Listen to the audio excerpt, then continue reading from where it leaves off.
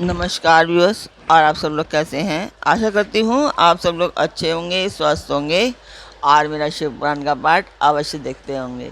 तो सबसे पहले हम जान लेते हैं कि कल तक हमने कहाँ तक जाना था। तो कल तक था कि शिव के संतोष के लिए क्षण भर में इन सब वस्तुओं की रचना कर डाली। तदंतर उसी प्रकार भगवान शंकर के लिए भी उन्होंने एक शोभाशाली ग्रह का निर्माण किया जो शिव के चिन्ह से युक्त तथा शिवलोकवर्ती दिव्य भवन के समान ही अनुपम था।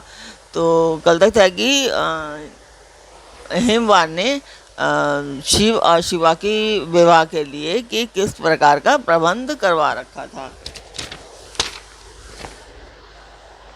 और सजावट उन्होंने किस प्रकार की करवाई थी। तो श्रेष्ठ देवताओं ने उनकी भूरी भूरी प्रशंसा की थी। वह परम उज्ज्वल महान प्रभाव पुंज से उद्भासित उत्तम और अद्भुत था। विश्वकर्मा ने भगवान शिव की प्रसन्नता के लिए वहाँ एक अद्भुत रचना की थी जो परम उज्ज्वल होने के साथ ही साक्षात महादेव जी को भी आश्चर्य में डालने वाली थी।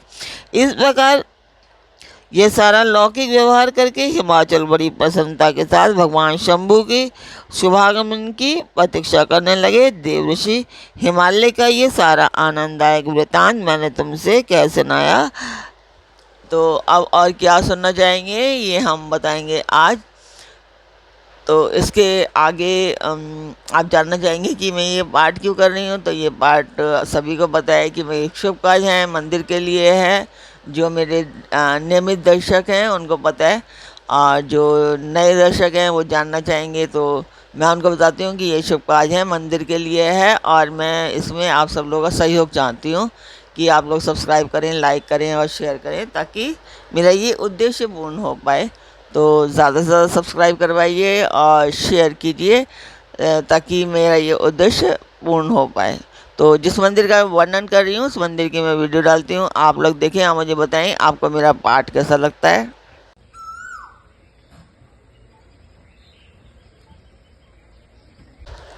तो मंदिर की वीडियो आपने देखी, आपको मेरा पाठ कैसा लगा कमेंट बॉक्स में मुझे अवश्य बताएं। तो आप लोगों को पूरा शिव पुराण देखने के लिए पूरे पीछे 132 पार्ट देखने पड़ेंगे। धीरे धीरे करके देख लीजिए, चाहे तो छोटे छोटे से हैं, वैसे तो 10 मिनट के 12 मिनट के इसी तरीके से बनाए हैं मैंने। तो अब हम चलेंगे आज के पाठ पर। स्वागत करती हूँ मैं आप सभी का अपने इस कार्यक्रम शिव पुराण में। तो आज के शिव पुराण के पाठ में है कि भगवान शिव का नारद जी के द्वारा सब देवताओं को निमंत्रण दिलाना, सबका आगमन तथा शिव का मंगलाचार एवं ग्रह पूजन आदि करके कैलाश से बाहर आना।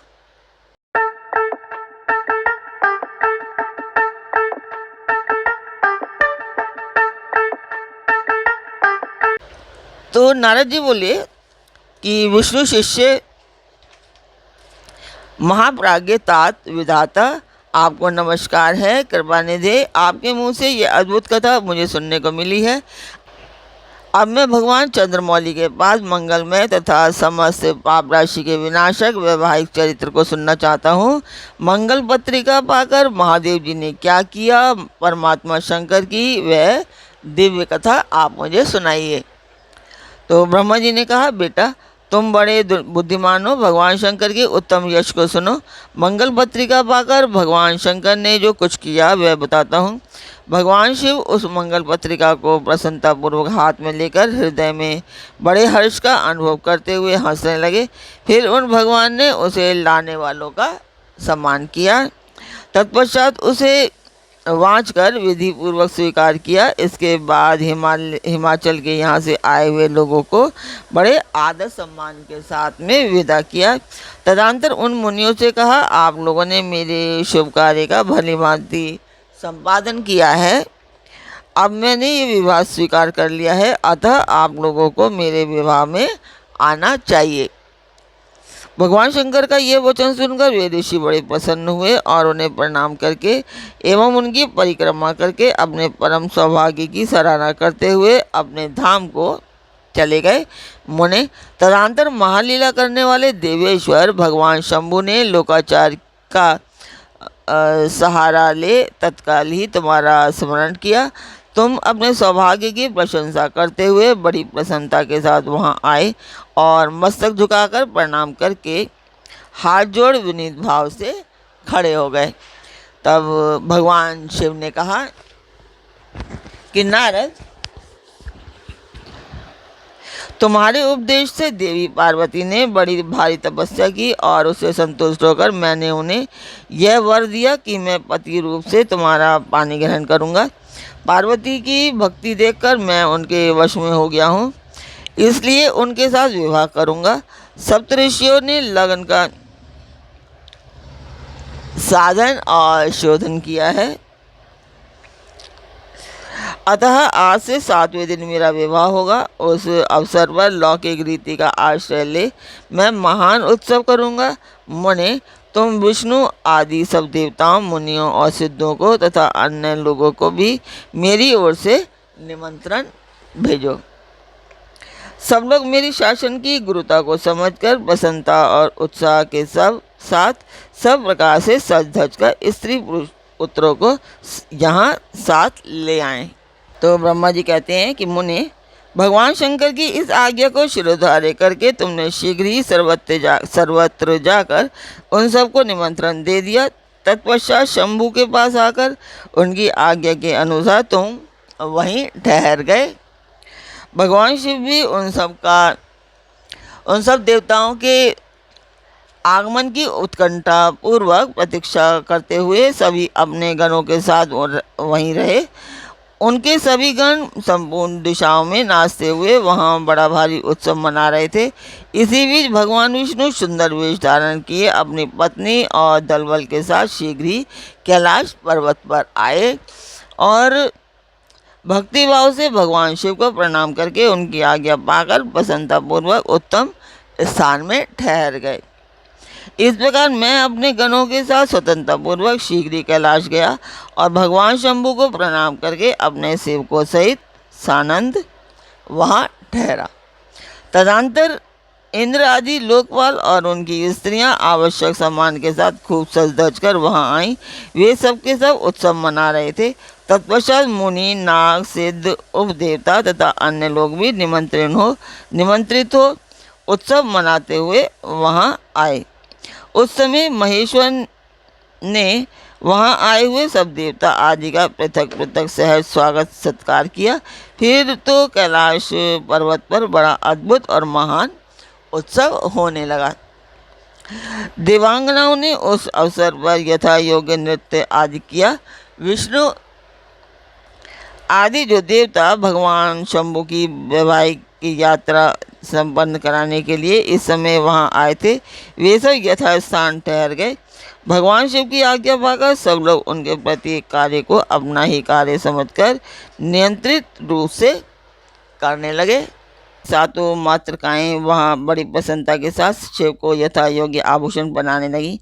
मुनिश्रेष्ठ परमेश्वर, भगवान शिव का जो स्वाभाविक वेश था वहीं उनकी इच्छा से उनके लिए आभूषण की सामग्री बन गया। उस समय चंद्रमा स्वयं उनके मुकुट के स्थान पर जा विराजे। उनका जो सुंदर ललाटवर्ती तीसरा नेत्र था वही शुभ तिलक बन गया। मुने, कानों के आभूषणों के रूप में जो 2 सर्प बताए गए हैं वे नाना प्रकार के रत्नों से युक्त 2 कुंडल बन गए। अनुयायी अंगों में स्थित सर्प उन अंगों के अति रमणीय नाना रत्न में आभूषण हो गए। उनके शरीर में जो भस्म लगा हुआ था वही चंदन आदि का अंगराग बन गया और उनके जो गज चर्म आदि परिधान थे वे सुंदर दिव्य दुकुल बन गए। इस प्रकार उनका रूप इतना सुंदर हो गया कि उसका वर्णन करना कठिन है। वे साक्षात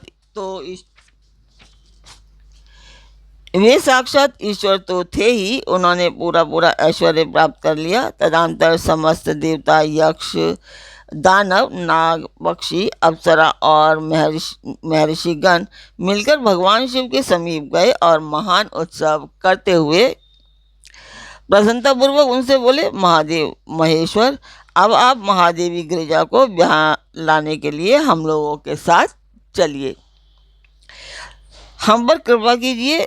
तत्पश्चात विज्ञान से प्रसन्न हृदय वाले भगवान विष्णु ने भगवान शंकर को भक्ति भाव से प्रणाम करके उपयुक्त प्रस्ताव के अनुकूल ही बात कही।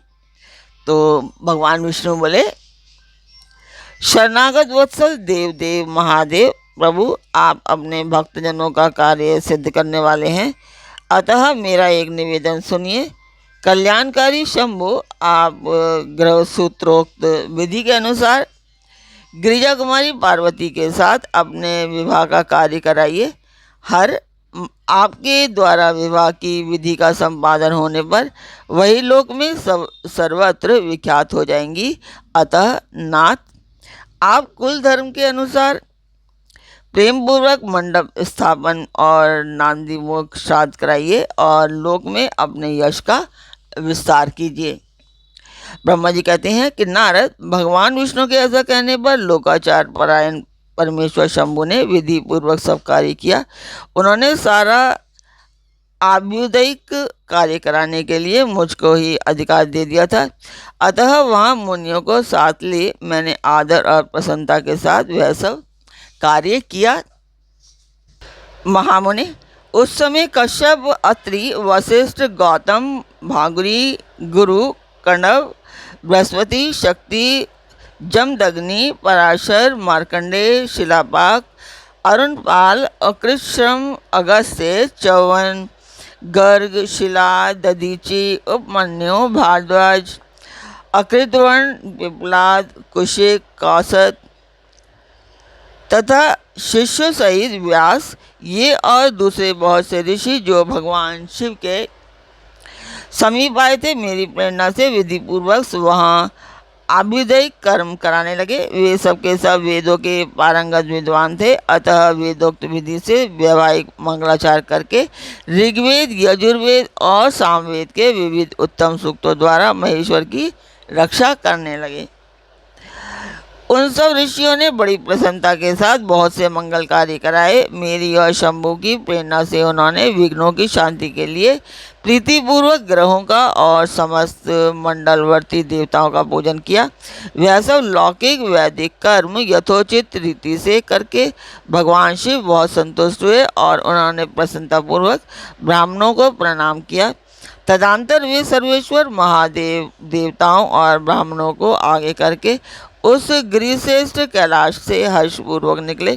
कैलाश से बाहर आकर जाकर देवताओं और ब्राह्मणों के साथ भगवान शंभु, जो नाना प्रकार की लीलाएं करने वाले हैं, सानंद खड़े हो गए। उस समय वहाँ महेश्वर के संतोष के लिए देवता आदि ने मिलकर बहुत बड़ा उत्सव मनाया। बाजे बजे तथा गान और नृत्य हुए। तो ब्रह्मा जी ने नारद को यहाँ तक बताया। तो इसके यहाँ पर मैं आज का पाठ जो है वो पूर्ण करती हूँ। कल फिर मिलेंगे एक नए पाठ में, एक नई उमंग, एक नई तरंग के साथ। तब तक के लिए आज्ञा दीजिए। ओम नमः शिवाय। जय माता की।